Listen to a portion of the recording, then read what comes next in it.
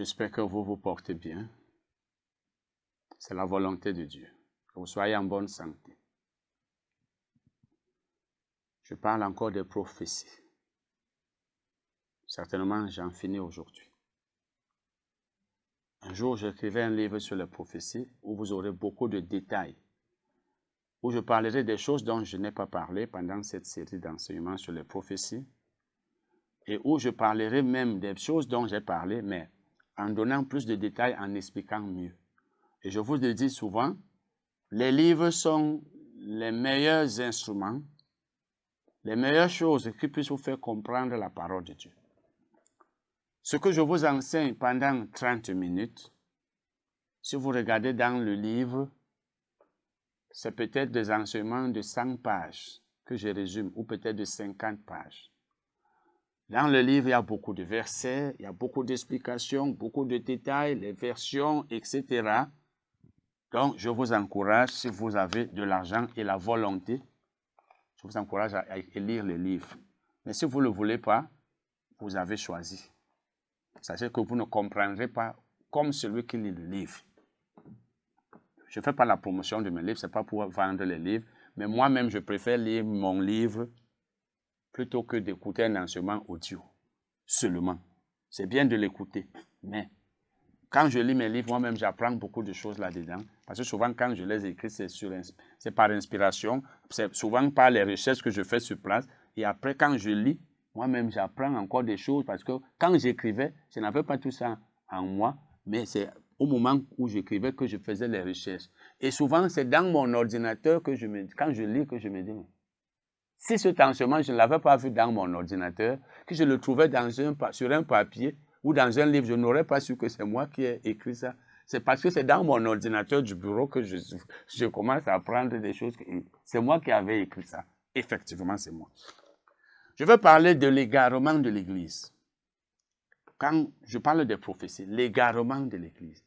Dans beaucoup de domaines de la vie chrétienne aujourd'hui, l'Église est égarée. Du moins une partie de l'Église. Certains chrétiens. Dans le domaine du donner, il y a égarement. Je vous ai parlé de mon livre intitulé Donner et recevoir dans le royaume de Dieu. Vous allez voir, si vous observez ce qui se passe dans l'Église aujourd'hui, que dans beaucoup de cas, nous violons la parole de Dieu relative au principe du donner et du recevoir. Nous faisons tout ce qui nous semble bon pourvu que l'argent entre. OK. C'est la même chose au niveau des prophéties. Je vous donne un exemple. Vous allez entendre aujourd'hui quelqu'un qui dit « je prophétise ». C'est quelque chose de familier. C'est quelque chose de régulier dans l'Église. Je prophétise. Mais nous avons vu que on ne prophétise pas de soi-même. On ne peut pas dire qu'on va prophétiser. On ne programme pas les prophéties. La prophétie vient de Dieu. La parole vient de Dieu. Mais quand quelqu'un dit « je prophétise », tu vas devenir ceci, tu vas être riche, ce n'est pas une prophétie. Du moins, ce n'est pas une prophétie venant de Dieu. Ça, c'est les déclarations d'un homme qui s'adresse à des gens qui ont la démangeaison d'entendre des choses agréables et qui aiment quand on leur dit « tu vas réussir, tu vas obtenir ceci ». Quel est cet homme qui dit que ça va arriver dans ta vie? Est-il Dieu? C'est Dieu qui peut te dire telle chose va arriver. Et même lorsque Dieu te le dit, si tu ne marches pas selon les principes de Dieu, ça ne va pas arriver. Mais il y a des choses que Dieu te dit, il t'informe seulement, attends seulement. Mais quel est cet homme, parce qu'il est pasteur, parce qu'il est prédicateur, qui dit « je prophétise » et tu penses que ça va arriver? Est-il Dieu? Ce n'est pas une prophétie, c'est de l'égarement. Nous allons lire un passage. Ézéchiel 37, versets 4 à 8. Ézéchiel 37, versets 4 à 8. Il me dit, prophétise sur ces eaux et dis-leur aux ossements desséchés, écoutez la parole de l'Éternel. Verset 5. Ainsi parle le Seigneur l'Éternel à ces eaux. Voici, je vais faire entrer en vous un esprit et vous vivrez. Dieu a dit à Ézéchiel qui était prophète, prophétise sur ces eaux. Et je vous ai dit, prophétiser veut dire parler de la part de Dieu.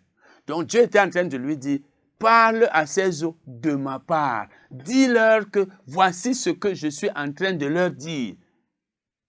Donc il suffit que tu dises à quelqu'un ce que Dieu t'a demandé de lui dire pour que tu sois en train de prophétiser. Et quand c'est Dieu qui te dit prophétise, ça veut dire dis ceci de ma part. Dis-leur que c'est moi qui te demande de leur dire cela. Quand il dit prophétise, tu n'as même pas besoin de dire je prophétise. Vous savez que nous, les prédicateurs, nous qui sommes dans certaines de ces églises, nous sommes devenus aujourd'hui comme des stars. C'est-à-dire, nous voulons le one-man show, comme on le dit en anglais. Le spectacle d'un homme. C'est-à-dire, je fais déjà du spectacle, je suis déjà un acteur et les gens m'admirent et m'applaudissent. Je prophétise. C'est bien, c'est beau. Ça, c'est un peu comme du cinéma. L'acteur fait des actes intéressants, on applaudit. Je prophétise. Mais en réalité, ce n'est pas biblique. Dis seulement à quelqu'un, Dieu a dit ceci, tu es en train de prophétiser. Tu n'as pas besoin de dire je prophétise. Et quand tu dis même à la personne, tu dois dire ce que Dieu t'a demandé de dire. Dieu lui a dit, prophétise, dis ceci. Ça veut dire, Dieu te dit exactement ce que tu dois dire à la personne ou aux gens. Et pendant que tu es en train de leur dire cela, tu es en train de prophétiser. Tu n'as pas besoin de dire je prophétise. Et tu n'as pas besoin de dire ce que toi tu veux. Là, ce n'est pas la prophétie. Ou ce que la personne veut entendre. Nous allons continuer la lecture. Je vous donnerai les nerfs, je ferai. Ouais, donc Dieu a dit, dis-leur que je ferai ceci, ceci, cela. Je vous donnerai des nerfs, vous pouvez lire tout ce verset jusqu'à la fin. Ça, c'est le verset 6. Verset 7 maintenant. Je prophétisais selon l'ordre que j'avais reçu. Et comme je prophétisais, il y eut un bruit, et voici, il se fit un mouvement, et les eaux s'approchèrent les uns des autres. Dieu lui avait dit, prophétise, je vais faire revivre, dis à ces eaux que je vais les faire revivre. Et il a dit, je prophétisais selon l'ordre. Ça veut dire, je dis exactement ce que Dieu me demanda de dire. Quand toi, cher frère, tu dis je prophétise, tu prophétises selon l'ordre de qui? Selon l'ordre de la personne qui veut t'entendre dire, tu vas voyager, tu auras ceci, cela. Ça, ce n'est pas donc Dieu. Ça, ce n'est pas Dieu. Il dit, je prophétisais selon l'ordre. Donc, quand Dieu te dit prophétise, c'est un ordre qu'il te donne et il te dit les paroles exactes que tu dois dire. Et verset 8 maintenant. Je regardais et voici, il leur vint des nerfs, la chair crue et la peau les couvrit par-dessus. Mais il n'y avait point en eux d'esprit. Vous voyez. Vous pouvez même lire les versets 9 à 13. Donc, dans la prophétie, Dieu te donne le message. Il te dit, dis ceci. Et tu dis seulement la parole. Tu dis, Dieu m'a demandé de te dire ceci. Ou alors, ainsi parle l'Éternel. Tu as prophétisé. Tu n'as pas besoin de dire je prophétise. Et tu dis exactement ce que Dieu t'a demandé de dire. Donc, tout ce que nous faisons aujourd'hui, je prophétise, ça, c'est pourquoi j'appelle ça de l'égarement. Et les gens aiment cela. Mais je te conseille, mon frère, ma soeur, ne sois pas un chrétien qui a la démangeaison d'entendre des choses agréables, qui aime quand on lui dit des choses qui ne viennent même pas de Dieu.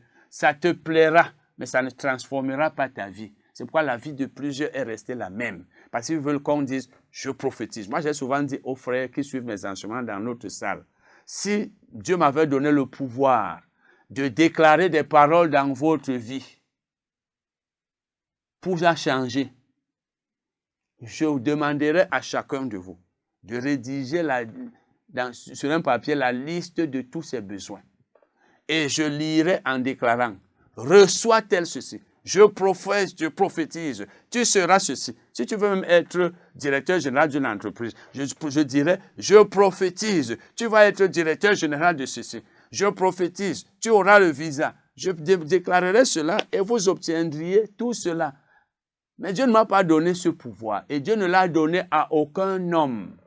Le devoir de déclarer des paroles dans la vie des gens, s'attendant à ce que cela s'accomplisse. Le chrétien lui-même doit déclarer ce que la parole dit à son sujet. C'est ça la confession. Tu confesses ce que la Bible dit à ton sujet et tu crois. Mais tu n'as pas besoin de quelqu'un qui vienne déclarer. J'entendais, frères et sœurs, il y a des années, des personnes qui appelaient les prédicateurs qui étaient à la radio et qui disaient, « Homme de Dieu, prophétise sur moi. Prophétise sur moi. » Nous sommes en train de vous aider à grandir, à cesser d'être émotionnel, charnel. Je vais maintenant parler de l'emploi du mot prophétique. L'adjectif qualificatif prophétique. L'adjectif qualificatif prophétique. Je vais d'abord lire 2 versets. Enfin, je citais 2 versets. Mais je vais d'abord vous dire que le mot prophétique veut dire relatif au prophète. Le mot prophétique. Il veut dire aussi relatif à la prophétie. Donc une chose prophétique, c'est celle qui est d'une prophétie, qui émane d'une prophétie, ou qui émane d'un prophète. C'est ainsi qu'on peut parler de parole prophétique, ça veut dire la parole d'un prophète. Ou alors la parole prophétique veut dire aussi la parole par laquelle on a prophétisé. Bon. Le mot grec traduit par prophétique, dans certaines versions, on va voir tout à l'heure, n'apparaît que dans 2 versets du Nouveau Testament. Le mot prophétikos, qui est traduit par prophétique, il n'apparaît que dans 2 versets du Nouveau Testament. Il y a d'abord Romains 16, verset 26. Romains 16, verset 26. Vous allez voir que la version du second parle de écrits des prophètes, les écrits des prophètes. Mais la traduction littérale, si vous lisez dans une version qui a la traduction littérale, par exemple dans Young's Literal Translation of the Bible, la traduction littérale de Young de la Bible, vous verrez que c'est écrit prophétique, les écrits prophétiques, donc Romains 16, verset 26. Les écrits prophétiques, c'est-à-dire les écrits des prophètes, c'est-à-dire ce que les prophètes ont écrit. Donc, lui second appelle ça écrit prophétique. Je veux dire écrit des prophètes. Mais la traduction littérale de Young, c'est écrit prophétique. C'est l'un des versets. Et il y a aussi 2 Pierre 1, verset 19. 2 Pierre 1, verset 19. La Bible parle de la parole prophétique. C'est les seuls versets. Et la prophétie est un don vocal. Parmi les dons du Saint-Esprit, parce qu'il y a les dons de puissance et il y a les dons de révélation. La prophétie est un don vocal. Donc, une prophétie ne peut être que vocale. Ça veut dire une parole sort de la bouche d'une personne. On entend une voix. Bon, maintenant, vous allez entendre dans l'église que les gens parlent les actes prophétiques. Un acte ne peut pas être prophétique. Pourquoi? Parce qu'une chose ne peut être prophétique que si ça émet un son. Mais vous allez entendre quelqu'un qui dit, je prends l'eau, je verse sur toi et tu seras guéri. C'est un acte prophétique. Ce n'est pas prophétique parce qu'il n'y a pas de parole sortant de la bouche d'une personne. C'est la parole qui peut être prophétique. Le message peut être qualifié de prophétique. La déclaration peut être qualifiée de prophétique. Mais l'acte ne peut pas être prophétique. Un acte ne peut pas être prophétique. Il y a des gens qui parlent de prière prophétique. Une prière ne peut pas être prophétique. Parce que est prophétique ce qui vient du haut vers le bas. La parole vient de Dieu, passe par un homme et est transmise aux hommes. Le message peut être prophétique parce que c'est Dieu qui a parlé par un homme. La prière part des hommes vers Dieu. Donc, elle part des hommes vers Dieu. Une prière ne peut pas être prophétique parce qu'on ne peut pas être en train de s'adresser à Dieu puisque dans la prière, on s'adresse à Dieu. On ne peut pas être puisque prier, c'est communiquer avec Dieu. Tu ne peux pas être en train de communiquer avec Dieu en prophétisant. Donc, tu t'adresses à Dieu et tu prophétises. C'est quand on parle aux hommes qu'on peut être en train de prophétiser. Mais dans notre but d'épater les gens, nous parlons de prière prophétique. Parce que c'est un mot qui épate et qui attire les gens. C'est comme intercession. L'intercession est une sorte de prière. Tu ne peux pas dire que je fais une intercession prophétique. Ça n'a pas de sens. Tu ne peux pas dire que tu es en train d'intercéder et en même temps de parler aux hommes de la part de Dieu. Est-ce que Dieu prie? Dieu intercède-t-il? Non. Nous allons continuer. Les déclarations prophétiques. Les déclarations prophétiques. Quand quelqu'un dit, il déclare les choses sans que ce soit Dieu qui soit en train de parler par lui. Cette déclaration n'est pas prophétique. Mais j'ai eu à entendre il y a des années, ou même à voir sur des affiches annonçant la tenue de certaines conventions, de certains séminaires, de certaines conférences, annonçant donc qu'il y aurait des déclarations prophétiques. Ça veut dire que le prédicateur se tiendrait là devant les gens et déclarerait des choses dans la vie de ces gens, prétendant être en train de prophétiser. On ne programme pas les prophéties, on ne programme pas les déclarations prophétiques. La prophétie vient de manière spontanée. C'est Dieu qui me dit, dis ceci, et je dis, ou alors la parole sort de ma bouche sans que je me sois préparé à le faire. Donc, les déclarations prophétiques, soi-disant prophétiques, annoncées à l'avance, ne sont pas prophétiques. Les offrandes prophétiques, c'est aussi une expression dont j'ai entendu parler il y a des années. Une offrande ne peut pas être prophétique, comme les gens le font aujourd'hui. Cette pratique consiste à dire, j'ai vu ça dans une assemblée, les gens viennent en fin de réunion de culte dominical, par exemple, il y avait un prédicateur qui faisait cela. Je suis allé lui dire un jour, le Seigneur m'a demandé de lui dire de ne plus faire cela. Il s'est défendu en disant, qu'est-ce que je fais même de mauvais? Est-ce que si je ne fais pas comme ça, je vais vivre comment? Des années après, il est décédé. Alors, je ne sais pas ce qu'il avait fait mourir, mais moi je lui avais dit. J'avais été dans l'assemblée qu'il dirigeait, je crois, 2 fois. Ça, c'était en 2008-2009. Et à la fin du culte, les gens venaient lui donner de l'argent. Et lorsqu'on lui donnait de l'argent, ceux qui en avaient, ils commençaient à dire des paroles dans la vie de ces gens. Oh, tu vas être ceci, cela. Il ne le faisait pas à ceux qui ne donnaient pas d'argent. Il appelait cet argent offrande prophétique. Ça veut dire, vous donnez de l'argent et je prophétise. Comme si on payait déjà les prophéties. Comme si on payait déjà Dieu pour qu'il nous parle. Est-ce que pour que Dieu parle à ses enfants, on doit lui donner de l'argent? Puisque la prophétie, c'est une parole dite par Dieu, mais en réalité parce qu'il voulait de l'argent. C'est une pratique qui a existé dans l'Ancien Testament. Dans l'Ancien Testament. Parce que lorsqu'on allait voir le prophète dans les pays orientaux, on lui amenait une offrande, on lui donnait quelque chose. Ça, c'était leur tradition, c'était leur culture.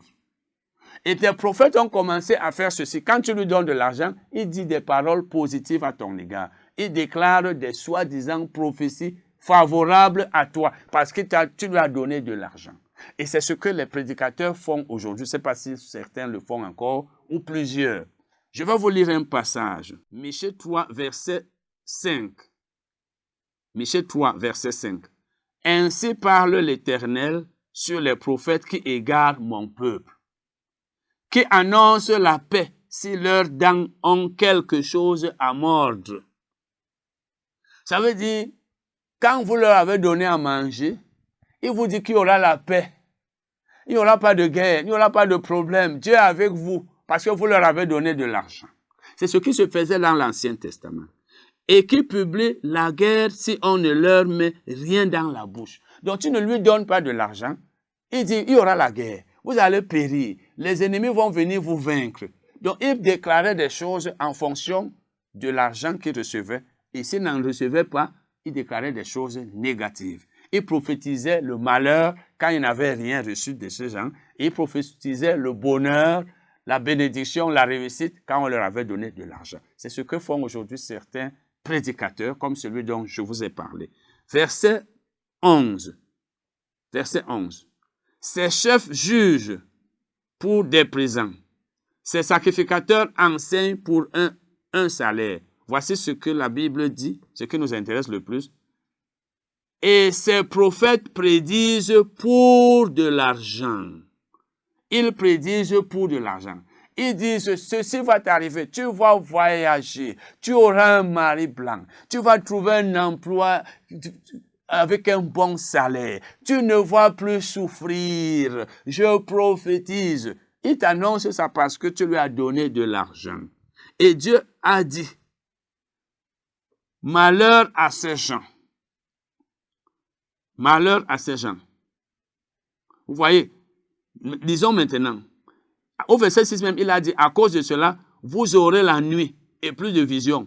Donc vous n'aurez plus les visions, vous aurez des ténèbres. Vous pouvez lire le verset 6. Donc Dieu leur a dit, puisque c'est ce que vous faites déjà, eh bien, les choses ne se passeront plus bien comme auparavant. Et il dit, ces prophètes prédisent pour de l'argent. On a lu ça au verset 11. Et ils osent s'appuyer sur l'Éternel. Ils disent, l'Éternel n'est-il pas au milieu de nous? Le malheur ne nous atteindra pas. Non, l'Éternel n'est pas au milieu de vous. Vous mentez. Ce n'est pas lui qui vous utilise. Donc c'est pour vous dire, frères et sœurs, que la notion d'offrande prophétique est une création humaine pour extorquer de l'argent aux chrétiens qui veulent acheter Dieu ou alors acheter la parole de Dieu, qui veulent manipuler Dieu avec leur argent. On ne manipule pas Dieu. Mon frère, reste intègre. Ne donne pas de l'argent à ces gens qui te font croire que quand tu donnes l'argent, ils vont déclarer. Tout comme ceux qui vous disent, si vous donnez l'argent, ils vont prier. Dieu n'exauce pas la prière de quelqu'un parce qu'il a donné de l'argent. Ceux qui vous disent, si vous donnez de l'argent, l'argent qui va toucher le cœur de Dieu. Dieu n'est pas mesquin. Dieu n'est pas matérialiste. Dieu aime ses enfants. Aucun homme honnête et bon aimant ses enfants ne va dire à ses enfants, donnez-moi de l'argent avant que je résolve le problème que vous m'avez soumis. Nous-mêmes qui sommes des hommes ne sommes pas comme ça. Est-ce Dieu qui va aimer l'argent tant? Non. Comment juger les prophéties? Comment examiner les prophéties? Je vais juste résumer parce qu'il nous reste peu de temps. Comment examiner les prophéties? La Bible nous dit d'abord dans 1 Thessaloniciens 5, versets 20 et 21. 1 Thessaloniciens 5, versets 20 et 21. Ne méprisez pas les prophéties. Donc, la Bible nous interdit de mépriser les prophéties parce que Dieu veut nous parler. La prophétie, c'est la parole de Dieu. Tu méprises la parole de Dieu, tu as méprisé Dieu. Mais examinez toutes choses, retenez ce qui est bon.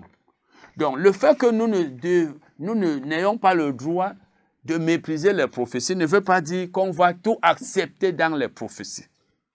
Il y a des choses qu'on ne doit pas accepter. Donc, il faut examiner tout, retenir ce qui est bon et rejeter ce qui est mauvais. Il faut d'abord voir, est-ce que la prophétie, là, glorifie Christ? Je vais juste résumer. Si une prophétie ne glorifie pas Christ, rejetez-la. Parce qu'il y a des prophéties qui ne glorifient pas Dieu. Est-ce que la prophétie, là, libère les hommes qui l'entendent ou bien elle les met dans les liens? Elle leur cause plus de problèmes. Elle ne les libère pas, mais elle les met plutôt dans les liens au point où ils sont assujettis, ils sont liés, ils sont attachés. Je vous ai dit, c'est dans un livre que je pourrais donner tous les détails, puisque nous sommes à la fin. Maintenant, il faut aussi écouter le Saint-Esprit qui est en toi. Le Saint-Esprit qui est en toi est le meilleur enseignant. Il y a des prophéties que tu peux juger toi-même. Toi, tu sauras que ça là, c'est faux. Le Saint-Esprit va te dire, ne crois pas à ça, si tu sais écouter et reconnaître la voix du Saint-Esprit. Et aussi, est-ce que la prophétie en question s'accorde avec la parole écrite, avec la Bible?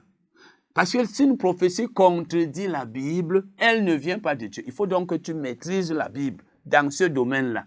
On prophétise, on te dit par exemple, épouse une deuxième femme. Le Seigneur a dit, alors que la Bible nous demande d'avoir une seule femme. 1 Corinthiens 7, versets 1 et 2. Tu dois comprendre que cette prophétie ne vient pas de Dieu.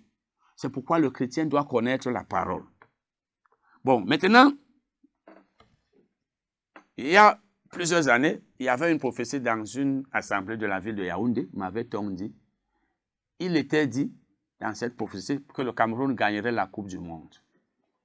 Même si le Cameroun avait gagné la Coupe du Monde, cette prophétie n'aurait pas été une prophétie venant de Dieu. Dieu, quand il parle à son peuple, ce n'est pas des choses comme ça. Qu'est-ce que Dieu a à dire au peuple camerounais? Je veux dire à une assemblée, vous allez gagner la Coupe du Monde. Donc, Dieu ne parle pas des choses comme ça. Ça n'édifie pas, ça ne console pas, ça n'exhorte pas. Ça n'a rien à voir. Par exemple, on va vous dire, tel va gagner le match, le combat contre tel, un boxeur. Je prophète, ou bien quelqu'un en train de prophétiser, il vous dit des choses qui n'ont rien à voir avec la vie chrétienne, avec le peuple de Dieu, avec les relations et surtout la communion entre l'Église et Dieu. Ça n'a rien à voir avec le plan de Dieu pour nous. On vient nous dire, tel pays va gagner la Coupe du Monde. Frères et sœurs, il faut savoir juger les prophéties. Et n'interdisons pas aux chrétiens de prophétiser parce qu'on dit, seul le pasteur doit prophétiser. J'apprends que ça existe dans certaines églises. Cher pasteur, si tu le faisais, repens-toi. Dieu peut vouloir utiliser une autre personne qui n'est pas toi-même. Moi, j'ai eu des personnes qui ont prophétisé dans mon ministère, mais moi-même, Dieu ne m'a jamais utilisé pour prophétiser là. Nous allons donc nous arrêter là. Vous étiez à l'écoute de l'émission La Vérité. Les numéros sont le 694 85 79 64. 694 85 79 64. 677 40 45 93. 677 40 45 93. Le nom, c'est Titi Jean-Claude. Nous attendons les offrandes chaque jour, les offrandes de ceux-là qui veulent que ce ministère continue. Et nous avons le site, vous pouvez suivre les enseignements là-bas. Les enseignements audio, ils sont nombreux. Il y a la chaîne YouTube, il y a les livres en ligne. Ils sont aussi vendus dans les librairies chrétiennes. Il y a aussi mes chansons, les clés et les CD. Et ces chansons sont également en ligne. Et même les clips de mes chansons. Au revoir donc, à la prochaine.